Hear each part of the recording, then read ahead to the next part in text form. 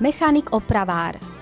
Žiaci tohto študijného odboru sa učia ovládať ručné i strojové obrábanie, zváranie, montáž a demontáž vybraných strojov a zariadení.